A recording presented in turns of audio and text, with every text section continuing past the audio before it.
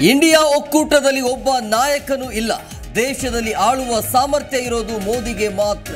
ಕೋಲಾರದಲ್ಲಿ ಮಾಜಿ ಪ್ರಧಾನಿ ಎಚ್.ಡಿ. ದೇವೇಗೌಡ ಹೇಳಿಕೆ.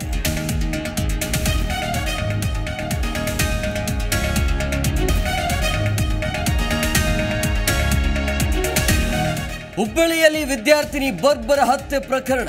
ಮೃತ ನೇಹಾಳ ನಿವಾಸಕ್ಕೆ ಬಸನಗೌಡ ಪಾಟೀಲ್ ಯತ್ನಾಳ್ ಭೇಟಿ. ಬಿಜೆಪಿ ಶಾಸಕನಿಂದ ಕುಟುಂಬಸ್ಥರಿಗೆ ಸಾಂತ್ವನ.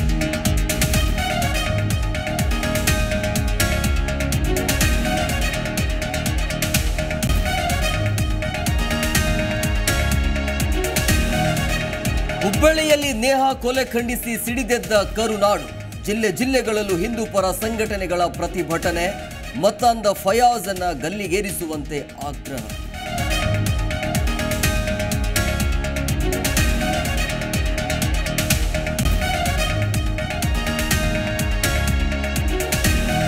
ಲವ್ ಜಿಹಾದ ಹಿಂದೆ ಮತಾಂತರ ಮಾಡುವ ಷಡ್ಯಂತ್ರ ಇದೆ. ಸಿಎಂ ಗೃಹ ಸಚಿವರೇ ಇನ್ನೆಷ್ಟು ಯುವತಿಯರ ಬಲಿಬೇಕು. ಕಾಂಗ್ರೆಸ್ ವಿರುದ್ಧ ಸಂಸದೆ ಶೋಭಾ ಕರಂದ್ಲಾಜೆ ಆಕ್ರೋಶ.